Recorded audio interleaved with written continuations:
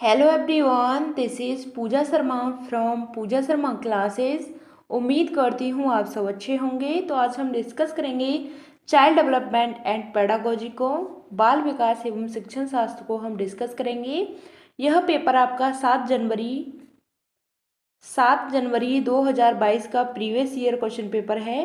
तो इसको हम डिस्कस करेंगे। तो आपको बहुत अच्छे तरीके से इन सभी प्रीवियस ईयर क्वेश्चन पेपर को समझना है और इनकी प्रैक्टिस करनी है। तो 7 जनवरी 2022 का यह आपका CTET का प्रीवियस ईयर क्वेश्चन पेपर है।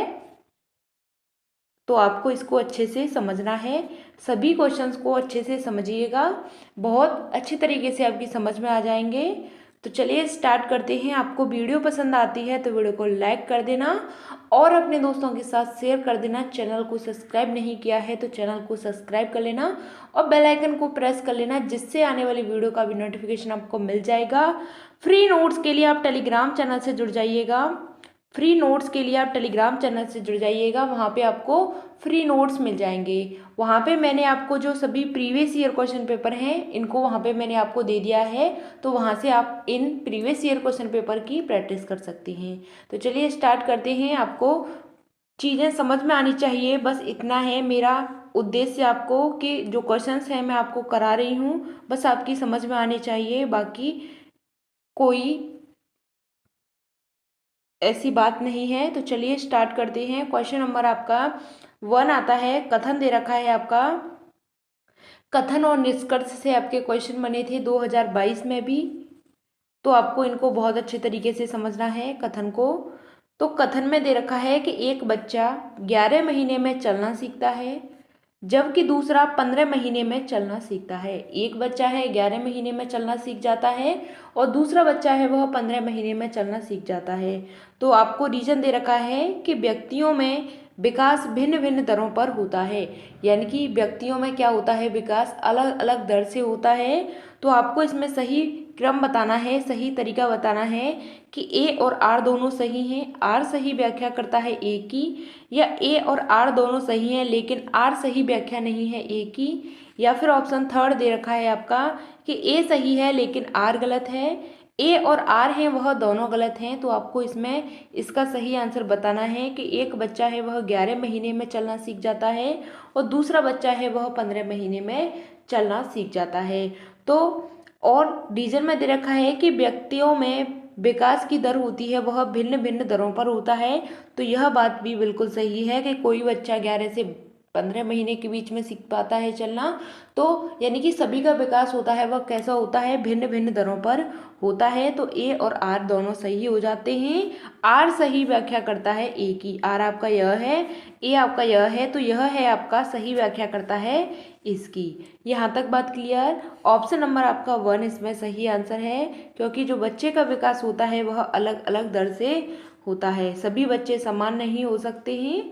क्वेश्चन नंबर आपका 2 आता है कि विकास निम्न में से किस पर निर्भर है। विकास के बारे में आपको बताना है कि वह किस पर निर्भर होता है।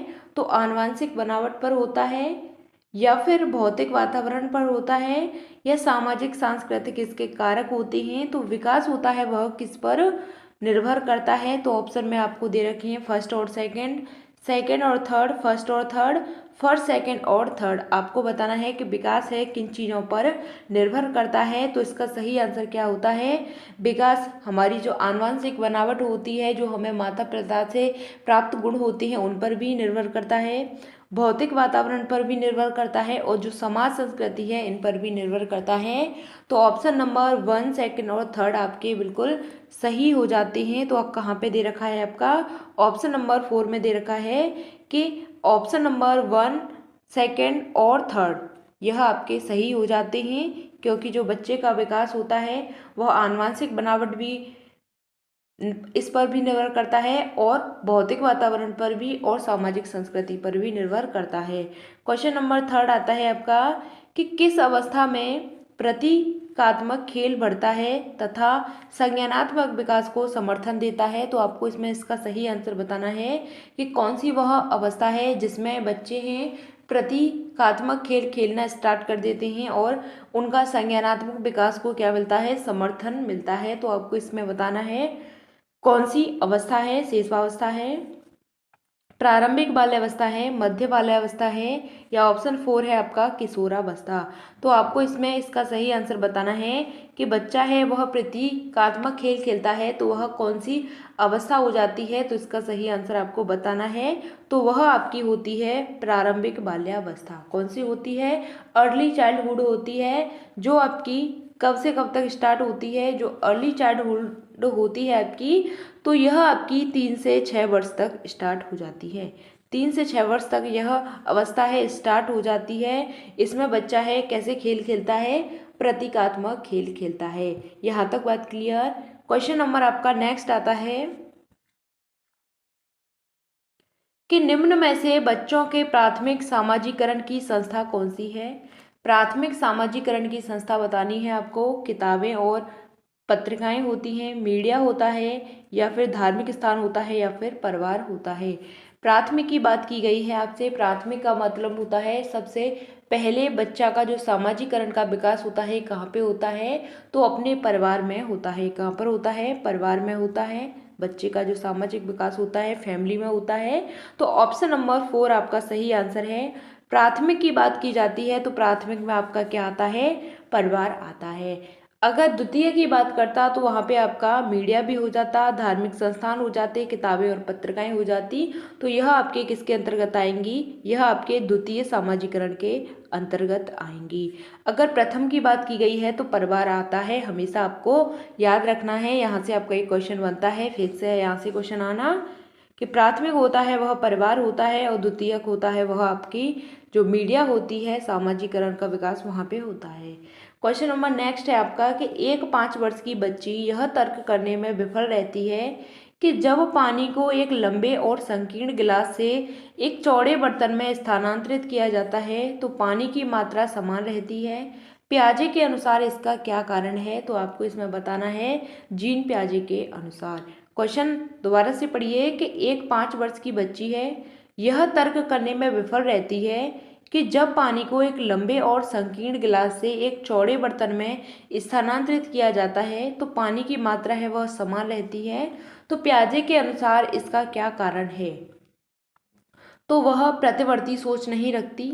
जो बच्ची है वह कैसी सोच नहीं रखती? वह प्रतिवर्ती सोच नहीं रखती, या वह लक्ष्य निर्देशित व्यवहार नहीं करती है, वह प्रतीकों का इस्तेमाल नहीं कर सकती, या ऑप्शन नंबर 4 दे रखा है कि वह नकल नहीं कर सकती। तो इसका सही आंसर आपको बताना है कि जो 5 वर्ष की बच्ची है उसका जो पियाजे के अनुसार इसमें कारण बताना है।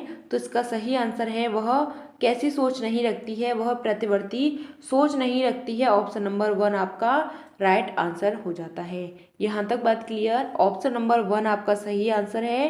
क्वेश्चन नंबर आपका 6 आता है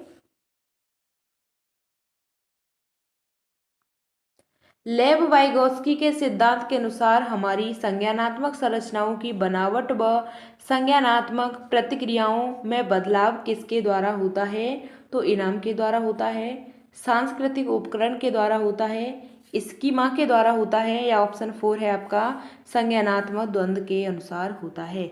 तो आपको किसके अनुसार पूछा है? लेव वाइगोत्स्की के अनुसार पूछा है कि हमारी जो संज्ञानात्मक संरचनाओं की बनावट होती है वह हमारी संज्ञानात्मक प्रक्रियाओं में बदलाव किसके द्वारा होता है।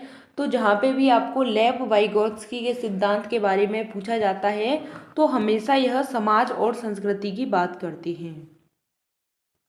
समाज की बात करते हैं और किसकी करते हैं? संस्कृति की बात करते हैं। तो इसमें आपका समाज के बारे में और आपका कल्चर है संस्कृति के बारे में। तो ऑप्शन नंबर 2 आपका सही आंसर हो जाता है समाज और संस्कृति। हमेशा यह समाज और संस्कृति के बारे में बात करती हैं। क्वेश्चन नंबर आपका नेक्स्ट आता है कि वाइगोत्स्की के अनुसार, यहाँ से आपके 2 क्वेश्चन बन जाते हैं लेव वाइगोत्स्की से। तो आपको अच्छे से इस सिद्धांत को समझना है। तो वाइगोत्स्की के अनुसार इनमें से कौन सा कारक संज्ञानात्मक विकास में महत्वपूर्ण भूमिका निभाता है? तो आपको बताना है भाषा है, परिपक्वता है, संगठन है, या फिर संतुलन है। किसके अनुसार पूछा है? वाइगोत्स्की के अनुसार पूछा है कि संज्ञानात्मक विकास में महत्वपूर्ण भूमिका निभाता है। तो कौन निभाता है? आपकी लैंग्वेज निभाती है। आपकी क्या निभाती है? भाषा है वह महत्वपूर्ण आपकी जो भूमिका है वह निभाती है, किसके अनुसार? वाइगोत्स्की के अनुसार। क्वेश्चन नंबर आपका नेक्स्ट आता है, क्योंकि यह किसकी बात करती हैं? भाषा की बात करते हैं। लेव वाइगोत्स्की है, यह किसकी बात करती हैं? भाषा की बात करती हैं। ऑप्शन नंबर आपका 1 सही आंसर है। क्वेश्चन नंबर नेक्स्ट आता है आपका, समूहों में चर्चा करना और सकारात्मक शिक्षक छात्र संबंध किस कक्षा कक्ष की विशेषताएं हैं? तो आपको बताना है कि समूहों में चर्चा करना, सकारात्मक शिक्षक छात्र संबंध किस कक्षा कक्ष की विशेषताएं हैं? तो प्रगतिशील कक्षा कक्ष की विशेषता है, पाठ्य पुस्तक केंद्रित कक्षा कक्ष है, व्यवहारवादी कक्षा कक्ष है, या ऑप्शन नंबर 4 दे रखा है आपका शिक्षक केंद्रित कक्षा कक्ष है। तो इसका सही आंसर आपको बताना है कि समूहों में चर्चा करना, सकारात्मक शिक्षक छात्र संबंध किस कक्षा कक्ष की विशेषता है? तो इसका सही आंसर क्या होता है? प्रगतिशील शिक्षा। ऑप्शन नंबर 1 आपका बिल्कुल सही है। पाठ्य पुस्तक केंद्रित कक्षा कक्ष, यह बात गलत है। व्यवहारवादी नहीं, शिक्षक केंद्रित नहीं।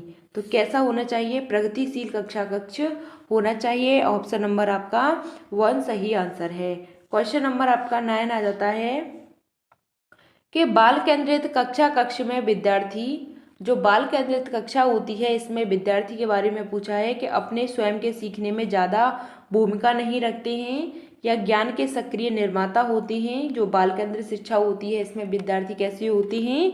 वह ज्ञान के सक्रिय निर्माता होते हैं या कोरी पट्टी के रूप में देखे जाते हैं।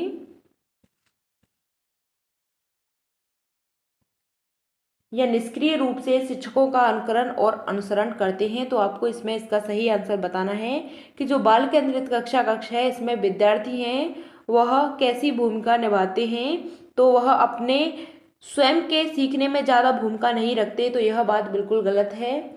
ज्ञान के सक्रिय निर्माता होते हैं, यह बात आपकी बिल्कुल पॉजिटिव हो जाती है। ज्ञान के कैसे होते हैं बच्चे? सक्रिय निर्माता होते हैं। कोरी पट्टी के रूप में देखे जाते हैं, यह बात नहीं है, क्योंकि बच्चा है वह अपने घर से कुछ ना कुछ सीख करके आता है। बच्चा कोरी स्लेट नहीं है, कोरी पट्टी नहीं है। निष्क्रिय रूप से शिक्षकों का अनुकरण और अनुसरण करते हैं, तो यह बात बिल्कुल गलत है। किस तरीके से बोला है? निष्क्रिय रूप से। कैसे अनुकरण करते हैं और अनुसरण करते हैं? सक्रिय रूप से करते हैं, तो इसलिए आपका यह नेगेटिव हो जाता है, क्योंकि यहाँ पे निष्क्रिय दे रखा है। तो ऑप्शन नंबर आपका इसमें सेकंड है, यह सही हो जाता है कि बच्चे होते हैं वह ज्ञान के सक्रिय निर्माता होते हैं। क्वेश्चन नंबर आपका 10 आता है कि कोहल वर्ग के किस चरण में व्यक्ति तर्क करते हैं?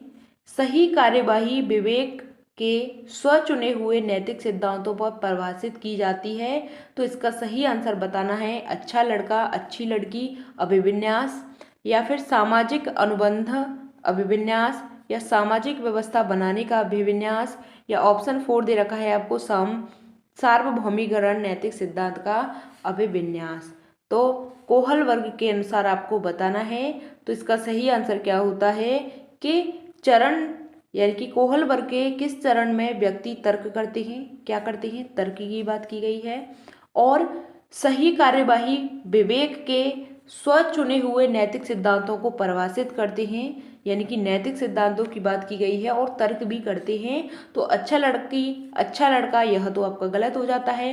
सामाजिक अनुबंधन अभिविन्यास, यह भी आपका गलत है। सामाजिक व्यवस्था बनाने का अभिविन्यास, यह भी आपका गलत हो जाता है। ऑप्शन नंबर 4 आपका सही आंसर है, सार्वभौमिक नैतिक विकास का अभिविन्यास। सार्वभौमिक नैतिक सिद्धांत का अभिविन्यास, ऑप्शन नंबर 4 आपका राइट आंसर है। क्वेश्चन नंबर आपका 11 आता है कि हार्वर्ड गार्डनर के अनुसार वह व्यक्ति जिनमें दूसरों की मंशा, भावना और व्यवहारों को समझने व उनके साथ संबंध बनाने की क्षमता होती है, उनमें कौन सी बुद्धि होती है? तो आपको इसमें बताना है, हार्वर्ड गार्डनर के अनुसार वह व्यक्ति जिनमें दूसरों की मंशा, भावना और व्यवहारों को समझने व उनके साथ संबंध बनाने की क्षमता होती है, तो उसमें कौन सी बुद्धि होती है? कौन सी बुद्धि होती है? तो प्रकृतिवादी बुद्धि होती है, अंतर्वैयक्तिक बुद्धि होती है, या अंतः वैयक्तिक बुद्धि होती है, या फिर स्थानिक बुद्धि होती है। क्या पूछा है आपसे क्वेश्चन में कि दूसरों की मंशाओं के बारे में, भावनाओं के बारे में और व्यवहारों के बारे में समझने की बुद्धि होती है वह कैसी होती है आपकी, वह बुद्धि है वह अंतः वैयक्तिक बुद्धि होती है। कैसी होती है? इंटरनल पर्सनल बुद्धि होती है, जो दूसरों के व्यवहार के बारे में समझ लेता है। ऑप्शन नंबर आपका 2 सही है। क्वेश्चन नंबर आपका नेक्स्ट आता है, क्वेश्चन नंबर 12 है आपका कि जब बच्चे स्कूल में प्रवेश करते हैं, जब बच्चे स्कूल में प्रवेश करते हैं तो उन्हें अपनी मातृभाषा में बोलने की अनुमति दी जाती है, क्योंकि अभिव्यक्ति महत्वपूर्ण है, या फिर स्कूल की मातृभाषा में न बोलने पर जुर्माना लगाना चाहिए, या उन्हें स्पष्ट रूप से बताना चाहिए कि स्कूल की एक अलग भाषा है और अपनी मातृभाषा में बिल्कुल नहीं बोलना चाहिए, या फिर ऑप्शन 4 दे रखा है आपको कि उनके माता पिता को घर पर भी स्कूल की भाषा का प्रयोग करने के लिए कहा जाना चाहिए। तो इसका सही आंसर आपको बताना है कि जब बच्चे स्कूल में प्रवेश करते हैं तो हमें क्या करना चाहिए कि उनकी मातृभाषा में बोलने की अनुमति दी जानी चाहिए, क्योंकि अभिव्यक्ति है वह क्या होती है, महत्वपूर्ण है। यह बात बिल्कुल सही है। स्कूल की भाषा में न बोलने पर जुर्माना लगाना चाहिए, तो यह बात गलत है, क्योंकि बच्चा अपने घर से आया है, अपनी मातृभाषा में सीख करके आया है, तो बच्चे पर जुर्माना नहीं लगाना चाहिए। उन्हें स्पष्ट रूप से बताया जाना चाहिए कि स्कूल की भी एक अलग भाषा है और मातृभाषा में बिल्कुल नहीं बोलना चाहिए, तो यह बात बिल्कुल गलत हो जाती है। ऑप्शन 4 में आपको दे रखा है कि उनके माता पिता को घर पर भी स्कूल की भाषा का प्रयोग करना चाहिए, इसके लिए उन्हें कहा जाना चाहिए, तो यह बात बिल्कुल गलत है। तो ऑप्शन नंबर है आपका 1, यह आपका राइट आंसर हो जाता है कि जब बच्चे स्कूल में प्रवेश करते हैं तो उन्हें उनकी अपनी जो मातृभाषा होती है उन्हें उस भाषा में बोलने की अनुमति दी जानी चाहिए, क्योंकि जो अभिव्यक्ति होती है वह क्या होती है, बहुत ही महत्वपूर्ण होती है। क्वेश्चन नंबर आपका 13 आता है कि लड़कों को उपहार में खेलने के लिए अक्सर कार, यांत्रिक ब्लॉक, लड़कियों को गुड़िया व चित्रकारी के संसाधन दिए जाते हैं, तो यह उपयुक्त प्रथा क्या दर्शाती है? यानी कि लड़कों को खेलने के लिए क्या दिया जा रहा है, कार दी जा रही है, यांत्रिक ब्लॉक दिए जा रहे हैं, लेकिन लड़कियों को खेलने के लिए गुड़िया दी जा रही है और चित्रकारी दी जा रही है। तो आपको इसमें बताना है कि यह क्या दर्शाता है इन चीज़ों के बारे में। तो जेंडर स्थिरता है, जेंडर समता है, जेंडर पक्षपात है, या फिर ऑप्शन नंबर 4 है आपका जेंडर सशक्तिकरण है। तो इसका सही आंसर आपको बताना है। तो इसका सही आंसर हो जाता है ऑप्शन नंबर 3, जो आपका क्या है, जेंडर पक्षपात है, जेंडर बायस है। यहाँ तक बात क्लियर?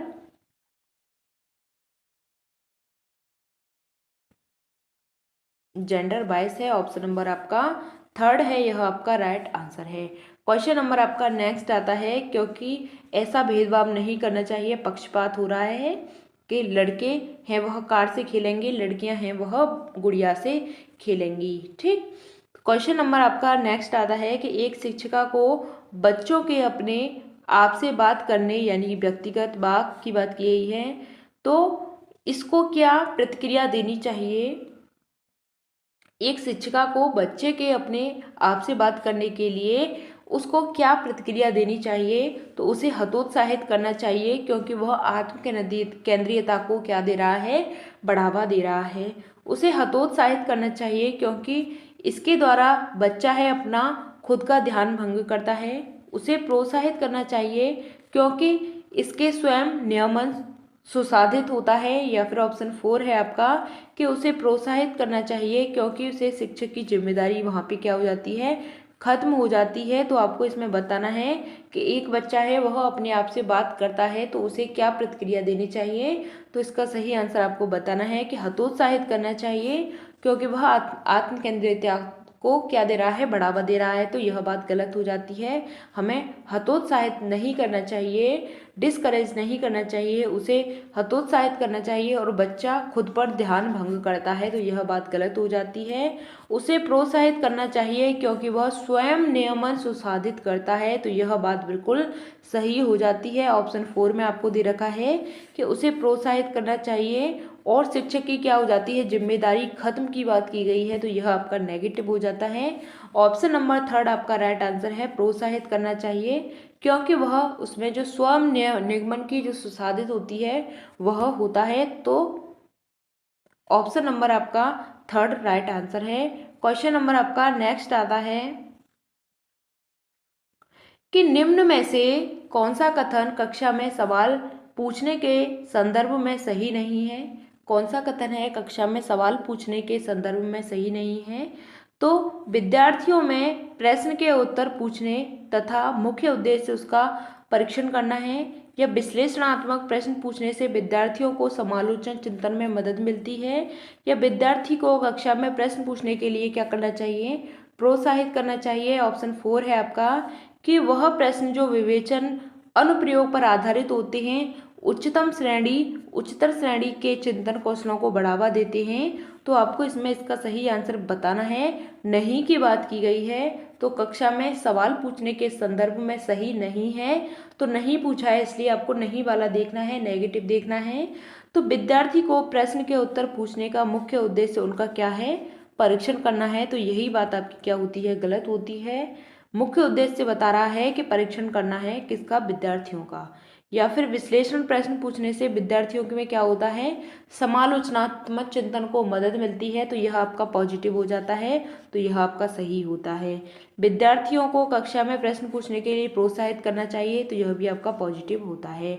ऑप्शन 4 में दे रखा है आपको कि वह प्रश्न जो विवेचन अनुप्रयोग पर आधारित होते हैं उच्चतर श्रेणी के कौशलों को बढ़ावा देते हैं, तो यह भी आपका पॉजिटिव होता है, बिल्कुल सही है। तो आपसे नेगेटिव पूछा है इसलिए ऑप्शन नंबर आपका 1 नेगेटिव हो जाता है, कि जो मुख्य उद्देश्य होता है क्या होता है, परीक्षण करना होता है, यही आपका नेगेटिव होता है, इसलिए आपका ऑप्शन नंबर 1 सही हो जाता है, नहीं पूछा है। क्वेश्चन नंबर आपका नेक्स्ट आता है, 16वां क्वेश्चन है आपका कि समावेशी शिक्षा के लिए निम्न में से कौन सा सहायक है। समावेशी शिक्षा के लिए कौन सहायक है आपको बताना है। तो विद्यार्थियों के बीच प्रतिस्पर्धा की भावना, या फिर लचीला पाठ्यक्रम और अनम्य स्कूल कैलेंडर, या फिर ऑप्शन नंबर 3 दे रखा है कि विद्यार्थियों की आवश्यकता के अनुसार उचित आवास, या सख्त शिक्षा केंद्रित शिक्षा शास्त्र। तो आपको इसका सही आंसर बताना है कि समावेशी शिक्षा के लिए निम्न में से सहायक है, कौन सहायक है। तो आपको बताना है विद्यार्थी में प्रतिस्पर्धा की भावना, तो यह बात आपकी गलत हो जाती है। लचीलापन पाठ्यक्रम, यह बात सही है। अनम्य स्कूल कैलेंडर की बात की गई है, तो यहाँ पे आपका यह गलत हो जाता है। विद्यार्थियों की आवश्यकता के अनुसार उचित आवास, आवश्यकता के अनुसार उचित आवास, तो यह बात आपकी पॉजिटिव होती है। सख्त शिक्षा केंद्र शिक्षा शास्त्र, यह बात गलत है। ऑप्शन नंबर 3 आपका राइट आंसर है। क्वेश्चन नंबर आपका 17 आता है, यहाँ से आपका एक क्वेश्चन बनता है, तो आपको बताना है विकार है आपके क्या है, यहाँ से विकार से संबंधित आपका क्वेश्चन है, तो आपको पता होना चाहिए। तो निम्नलिखित में से कौन किसी व्यक्ति के हाथ से आंख के तालमेल, संतुलन और शारीरिक निपुणता की क्षमता को प्रभावित करता है। तो गुणज वैकल्य है, पठन वैकल्य है, या भाषा वैकल्य है, या ऑप्शन नंबर 4 है आपका कि गति समन्वय वैकल्य है। तो इसका सही आंसर क्या होता है कि इसमें आपसे पूछा है कि निम्नलिखित में से किसी व्यक्ति के हाथ से आंख के तालमेल, संतुलन और शारीरिक निपुणता की क्षमता को प्रभावित करता है। तो यह गुणज वैकल्य नहीं होता है, पठन नहीं होता है, भाषा नहीं होती है। ऑप्शन नंबर 4 है आपका, यह सही हो जाता है, गति समन्वय वैकल्य। क्या होता है, शारीरिक निपुणता की बात की गई है, शारीरिक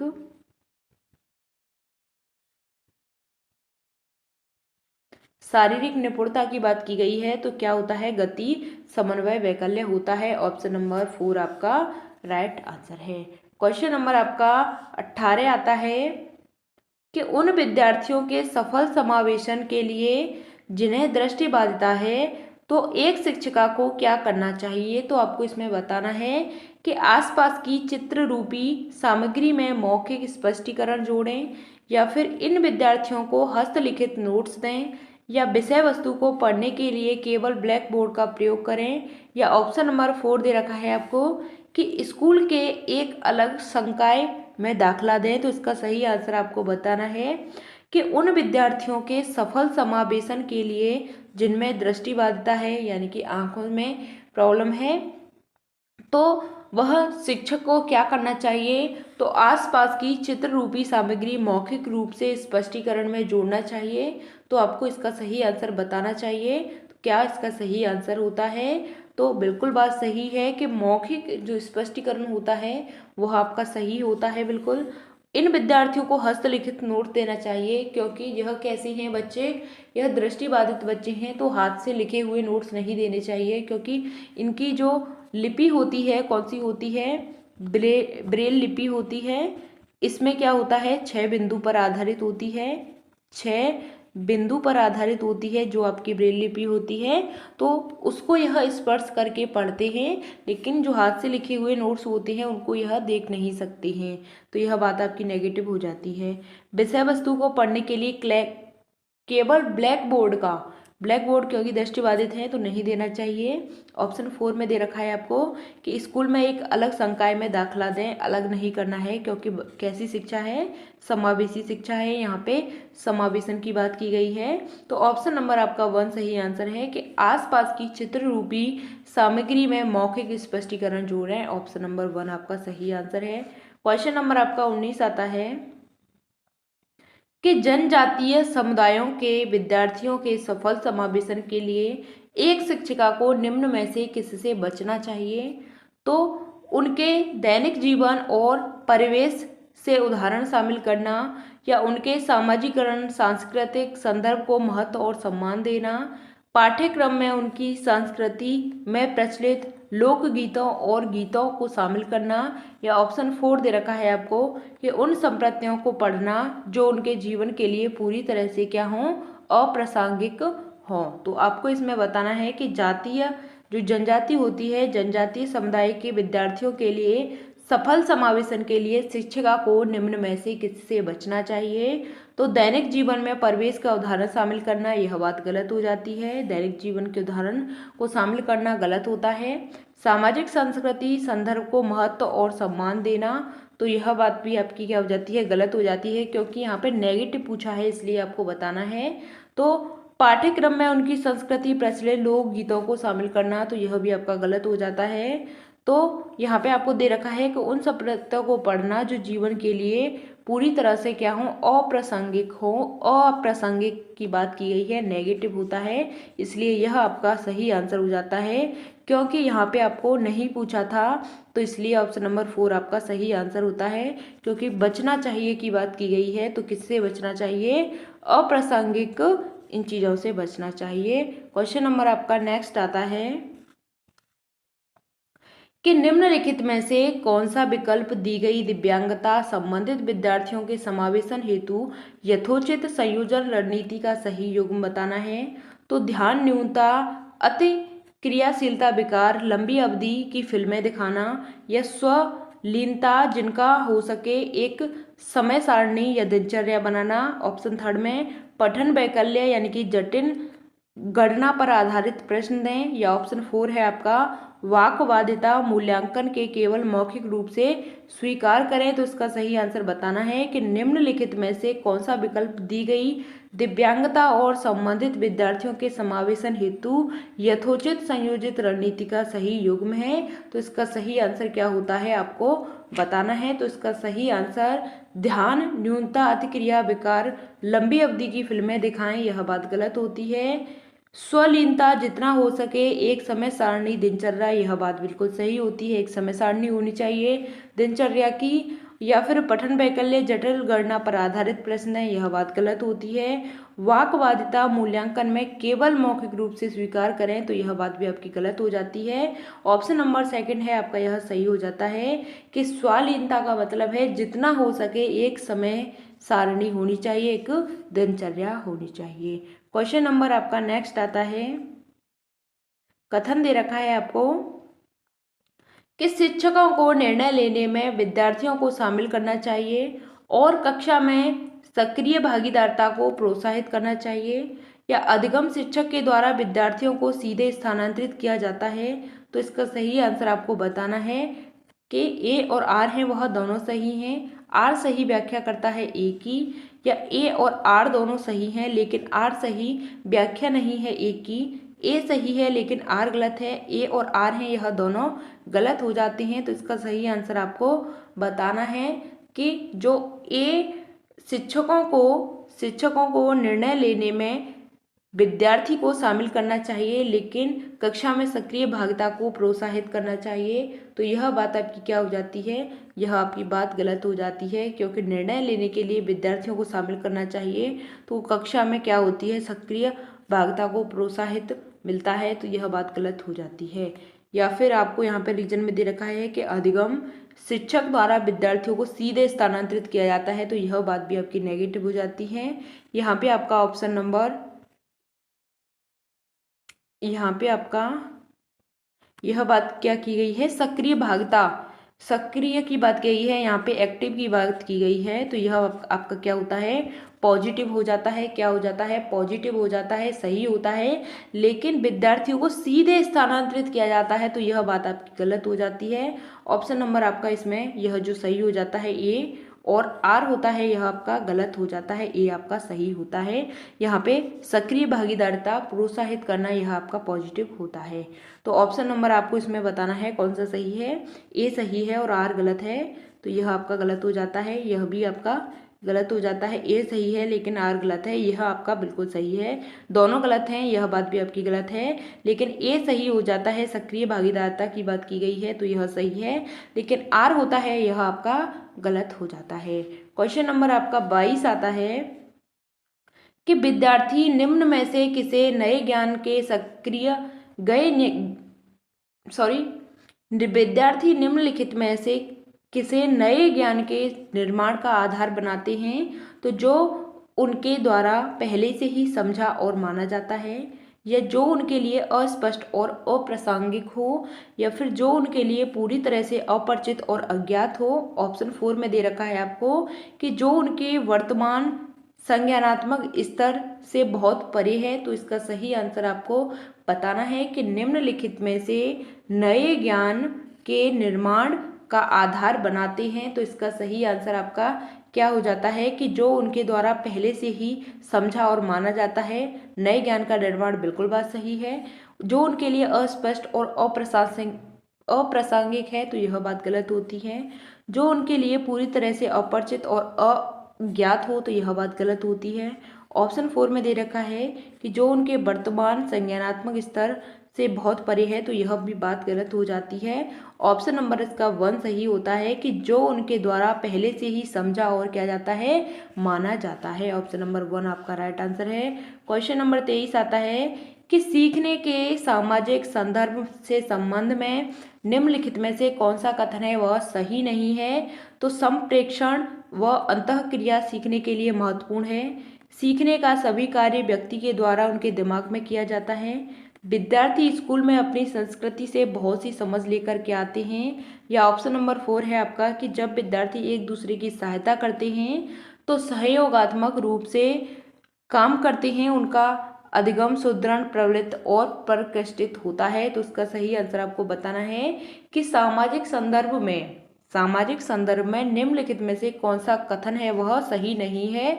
तो यह आपको यहाँ पे नहीं दे रखा है, आपको इसको ध्यान से पढ़ना होता है। तो अच्छे से आपको नेगेटिव दे रखा है यानी नहीं की बात की गई है, तो आपको नहीं वाला ही आपको यहाँ पे ढूंढना है। ठीक, तो चलिए समझते हैं। संप्रेषण होता है वह अंतःक्रिया सीखने के लिए क्या होता है, महत्वपूर्ण होता है। तो आपसे इसमें नहीं पूछा है इसलिए आपको नहीं वाला आंसर बताना है। तो यह बात आपकी क्या होती है, बात यह सही होती है, क्योंकि नहीं पूछा है तो नहीं वाला हमें इसमें ढूंढना है। तो सीखने का सभी कार्य व्यक्ति के द्वारा उसके दिमाग में किया जाता है। किस में किया जाता है, दिमाग में किया जाता है। तो यह बात गलत हो जाती है, दिमाग में किया जाता है। विद्यार्थी स्कूल में अपनी संस्कृति से बहुत सी समझ लेकर के आते हैं, यह बात सही होती है। ऑप्शन नंबर आपका 4 दे रखा है कि जब विद्यार्थी एक दूसरे की सहायता करते हुए सहयोगात्मक रूप से काम करते हैं, अधिगम करते हैं, सुदृढ़ प्रबलित और परिष्कृत होता है। तो यह भी बात आपकी क्या होती है, सही होती है। तो आपसे नहीं पूछा था इसलिए आपका ऑप्शन नंबर 2 है यह आपका सही हो जाता है, क्योंकि नहीं पूछा है कि जो व्यक्ति के द्वारा होता है वह क्या होता है, सीखने की जो कार्य होता है वह दिमाग में किया जाता है, यह आपका नेगेटिव होता है, इसलिए आपका ऑप्शन नंबर 2 सही होता है। क्वेश्चन नंबर आपका नेक्स्ट आता है 24 है कि निम्नलिखित में से कौन सा कारक विद्यार्थियों की असफलता के लिए जिम्मेदार है। विद्यार्थियों की असफलता के लिए जिम्मेदार है कौन सा कारक है, असंदर्भित पाठ्यक्रम, विषय वस्तु को प्रस्तुत करने के विविध तरीके। ऑप्शन नंबर थर्ड है आपका कि विद्यार्थी केंद्रित गतिविधियां, व्यक्तिगत भिन्नताओं का मान। तो आपको इसमें सही आंसर आपको बताना है कि जो आपका निम्नलिखित में से कौन सा कारक है जो विद्यार्थियों के लिए क्या है, असफलता के लिए जिम्मेदार है। तो इसका आंसर है ऑप्शन नंबर 1 असंदर्भित पाठ्यक्रम। यह आपका सही आंसर हो जाता है। क्वेश्चन नंबर आपका 25 आता है कि प्रभावी अधिगम के लिए शिक्षार्थी की खाली जगह भागीदारी की आवश्यकता होती है। तो आपको इसमें सही आंसर बताना है कि प्रभावी अधिगम के लिए शिक्षार्थी की भागीदारता की आवश्यकता होती है। तो सक्रिय भागीदारता की आवश्यकता होती है, विनम्र, आंशिक या फिर निष्क्रिय। तो किसके लिए? प्रभावी अधिगम के लिए, यानी कि एक सही तरीके से सीखने के लिए। अधिगम का मतलब होता है सीखना। सही तरीके से सीखने के लिए एक शिक्षार्थी को किसकी भागीदारता की आवश्यकता होती है? तो इसका सही आंसर है ऑप्शन नंबर 1 सक्रिय। क्या होती है? सक्रिय भागीदारता की आवश्यकता होती है। ऑप्शन नंबर आपका 1 राइट आंसर है। क्वेश्चन नंबर आपका नेक्स्ट आता है अधिसंज्ञानात्मक कौशल चिंतन और अधिगम को नियमित करते हैं, संज्ञान और समस्या समाधान को परिभाषित नहीं करते, केवल विषय वस्तु को रटने पर निर्भर हैं। ऑप्शन 4 दे रखा है आपका कि विद्यार्थियों में संज्ञानात्मक विकास की देरी को दर्शाते हैं। तो इसका सही आंसर आपको बताना है कि जो आपका अधिसंज्ञानात्मक कौशल है यह किसके बारे में बात करता है? तो चिंतन और अधिगम को नियमित करते हैं। तो यह बात आपकी सही होती है। संज्ञान और समस्या समाधान को प्रभावित नहीं करते हैं, तो यह गलत हो जाता है। रटने पर निर्भर की बात की गई है, यह गलत होता है।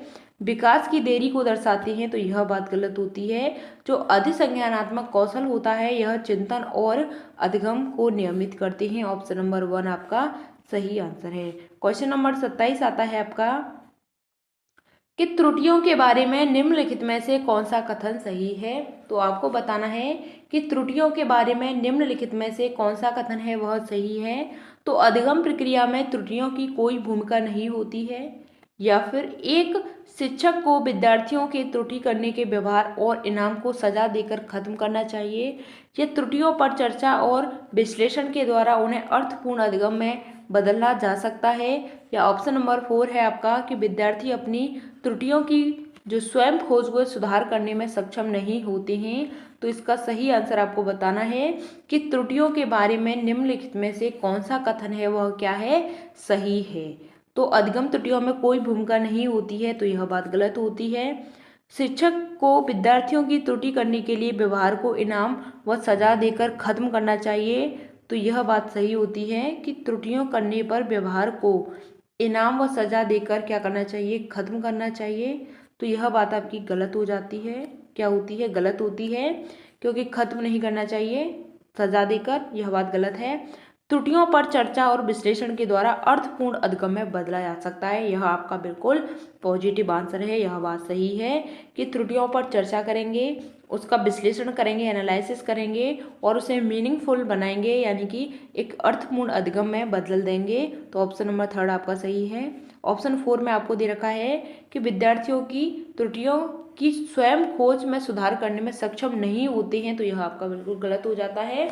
ऑप्शन नंबर 3 आपका बिल्कुल राइट आंसर है। क्वेश्चन नंबर आपका 28 आता है कि अधिगम और सूचना प्रसंस्करण एवं संवेगों और प्रवृत्ति के संबंध किस प्रकार का है? तो अधिगम और सूचना प्रसंस्करण संवेगों से काफ़ी हद तक प्रभावित होते हैं, या संवेग एवं अधिगम और सूचना प्रसंस्करण का एक दूसरे से कोई संबंध नहीं है, या सकारात्मक संवेग अधिगम और सूचना प्रसंस्करण को नकारात्मक रूप से प्रभावित करते हैं, या ऑप्शन नंबर 4 है आपका कि नकारात्मक संवेग अधिगम और सूचना प्रसंस्करण को सकारात्मक रूप से प्रभावित करते हैं। तो आपको इसमें इसका सही आंसर बताना है कि अधिगम और सूचना प्रसंस्करण एवं संवेगों और प्रवृत्ति का संबंध किस प्रकार का है। तो इसका सही आंसर क्या होता है? अधिगम और सूचना प्रसंस्करण संवेगों में काफ़ी हद तक प्रभावित होते हैं, तो यह बात आपकी पॉजिटिव है। संवेग अधिगम और सूचना प्रसारण में एक दूसरे से संबंध नहीं होता है, तो यह बात आपकी गलत हो जाती है। सकारात्मक संवेग अधिगम सूचना प्रसंस्करण को नकारात्मक रूप से प्रभावित करते हैं, तो यह आपका गलत होता है। ऑप्शन 4 में दे रखा है आपको कि नकारात्मक संवेग अधिगम और सूचना प्रसंस्करण को सकारात्मक रूप से प्रभावित करते हैं, तो यह भी बात आपकी गलत हो जाती है। तो इसका सही आंसर होता है ऑप्शन नंबर 1 कि जो अधिगम होता है सूचना प्रसंस्करण संवेगों में काफ़ी हद तक क्या होते हैं, प्रभावित होते हैं।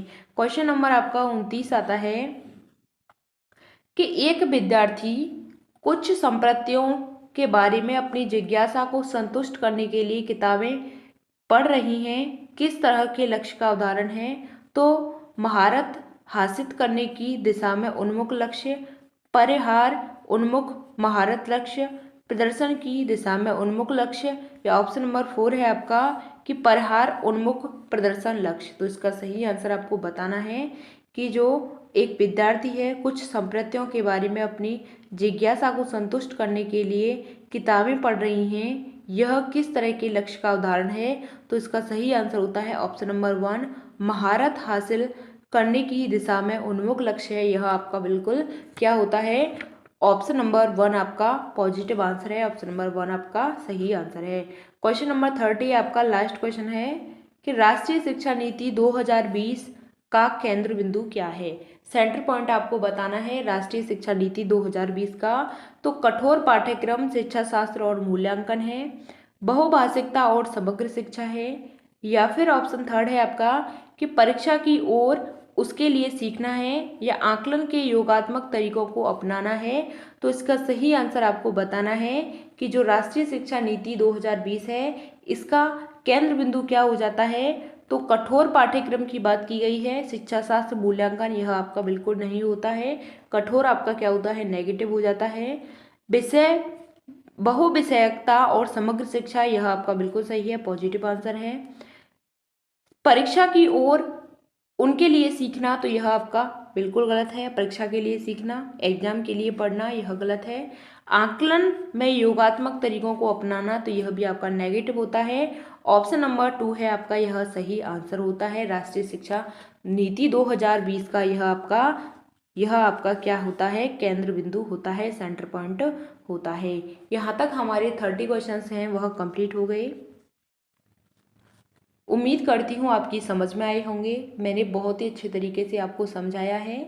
आपको इन सभी प्रीवियस ईयर क्वेश्चन पेपर को कर लेना है, इनकी प्रैक्टिस करनी है। प्रैक्टिस के लिए मैं प्रीवियस ईयर क्वेश्चन पेपर को आपको टेलीग्राम पर दे दूँगी, तो वहाँ से आप इनकी प्रैक्टिस कर लेना। अगर आपका कोई भी डाउट होता है तो आप हमसे कमेंट के माध्यम से पूछ लिया करो, हम आपको आपका आंसर करेंगे। तो मैं फिर मिलते हैं आपको आगे की नेक्स्ट वीडियो में। तब तक के लिए थैंक्स फॉर वॉचिंग। जय हिंद, वंदे मातरम। कोई भी डाउट होता है तो कमेंट के माध्यम से पूछ लिया करो। तो मिलते हैं फिर आगे की नेक्स्ट वीडियो में। तब तक के लिए थैंक्स फॉर वॉचिंग। जय हिंद, वंदे मातरम।